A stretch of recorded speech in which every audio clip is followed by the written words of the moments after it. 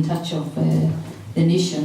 When I listen, I can't remember the names as good as my colleague, but when I listen to a series of questions, they boil down to two issues: the issue of corruption, actually three: corruption, security, and impunity. I want to start from the Constitution. It's 5 years down the line, the 2010 Constitution. It's a very powerful Constitution, a very transformative Constitution, but we are yet to see the realization of it. Why?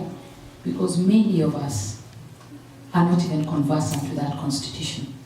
Therefore, we do not appreciate what our responsibilities are. The nation is very key on what the rights are, and that's why we have a lot of people, when they are agitated for something, it will be haki yetu, haki yetu, haki yetu. We must appreciate the responsibility. And the transformation in Kenya will not be moved by the National Commission alone. Your motto says that together we can lift any weight. Article 3 of the Constitution talks about every person has responsibility to respect, to uphold, and to defend the Constitution. If we all took that jukumu, personally, individually, as an institution, as a community in the diaspora, as the communities in Kenya, would really transform the nation. Our security, the extrajudicial killings, the people who are being disappeared, those are facts, and they cannot be denied. One of the things that is very clear is that our government is very key on public image. That is so important. But we are very weak when it comes to the issues of rule of law and governance.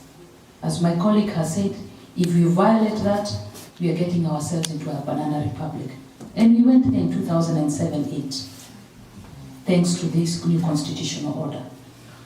We are strong as our weakest link. And our weakest link right now, when it's all said and done, it is the National Police Service. We are attempting that through the vetting of police officers, through the retraining of police officers, through the collaboration between the National Commission, the Independent Police Oversight Authority, the National Police Service Commission, to restore the integrity and the dignity of the police service from a force. We are way, way away from there. It is very important that we understand that security is so integral to development. It is so integral to our visits back home and here. It is so integral to everything, and we must get it right.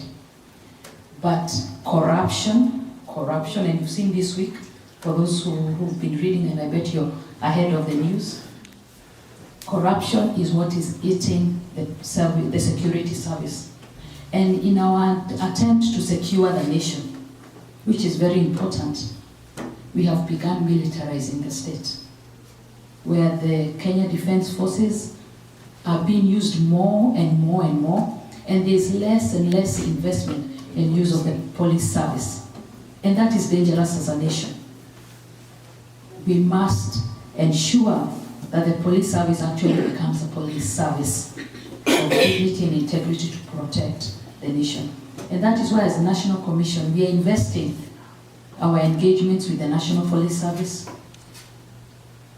investing our engagement with the Kenya School of Government, where we have our partnership, so that training on human rights related issues become part of, because human rights is not an option.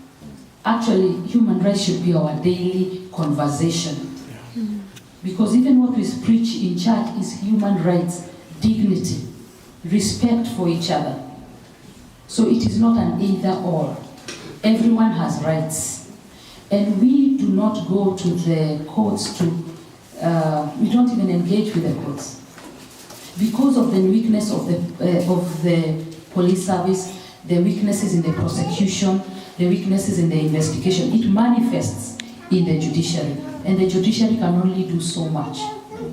It has to work within the law. Today, it is the Al-Shabaab terrorists, Before that, remember it was the Mungiki. And before that, remember the guys of Mount Elgon? Those guys have not gone anywhere, they've just gone under. That is not resolving the situation. Poverty still remains a major issue. We are not poor in Kenya, we are not poor, but we have highly mismanaged our resources, both human and others. And that's why corruption is coming to the fore. And I think what has happened in the recent past is that now people are speaking out, they are more bolder. And the community abroad, you are such a force. The so-called Kenyans on Twitter, these are the diaspora people.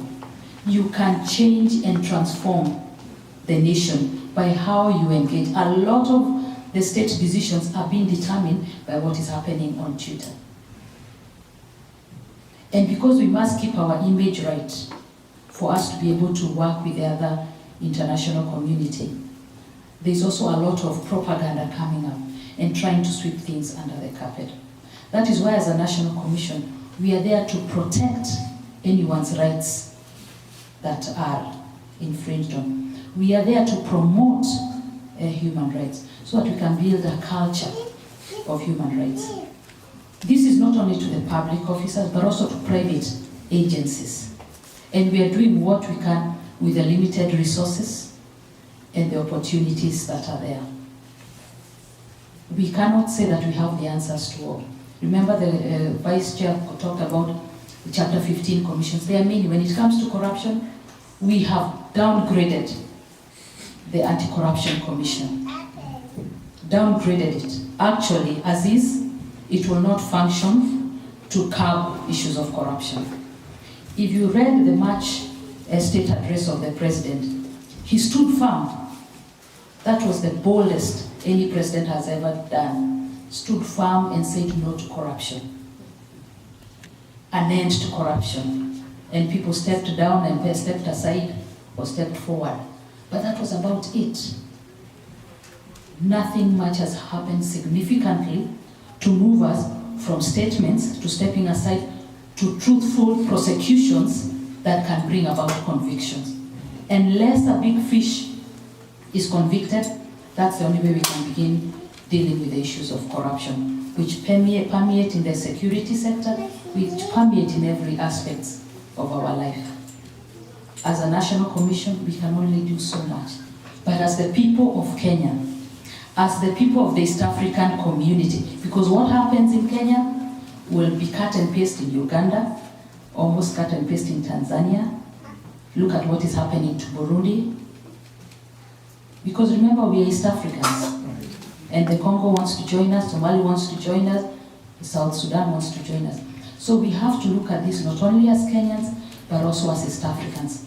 As a community of Africans, East Africans, we can do it. But we must stand up to be counted. Some of us will fall casualties along the way. And there are many stories to be told. Murada didn't tell you, he didn't come here because he chose to. He fled here. And he flew back. He chose to.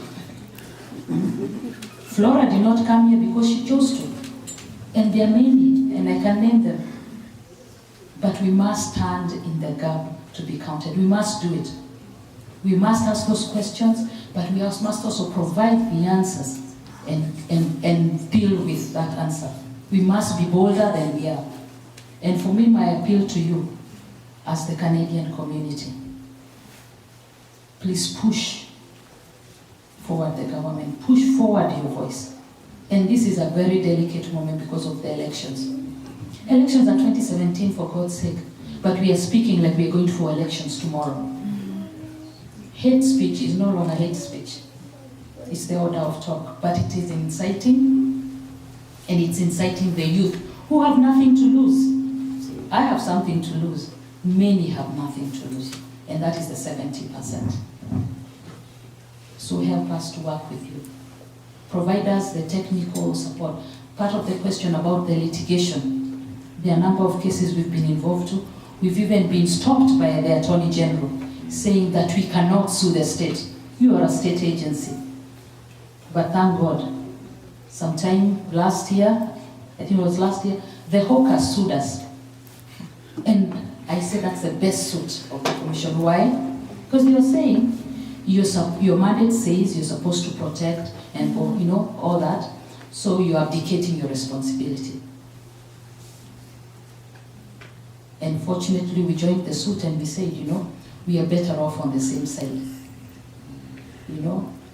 We have a right to sue and we have a right to be sued. Not even the Attorney General can stop us. And the court told him so. But you can see the kind of pressures we face in country. Some of them we may not speak loudly about,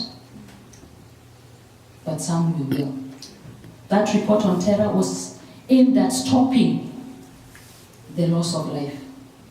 Just a few months ago, a cousin of mine flew in after many years from Britain, went on holiday to Mombasa after a great marriage in Nairobi, honeymoon. What happened? He's caught up on the anti-terror related surveillance. Why? Because one of them had a dress that looked military and the other one had a walkie-talkie. The ones that you use on taxis? That was the crime.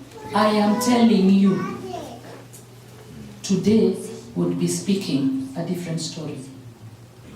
It took him to be a statistic under the anti-terrorism law for members of my family to begin realizing what human rights talk is about. Because any one of us sitting here can be a terror suspect, and I am telling you, would speak a different story. And we are not saying the terrorists should be released. No. Today, France was attacked. It was attacked. We pay a lot of money to the National Intelligence Service. We pay a lot of money to the National Police Service. A lot of our resources to KDF. Let them do their work properly, but within the law. And we can make it. We can make it. Patricia.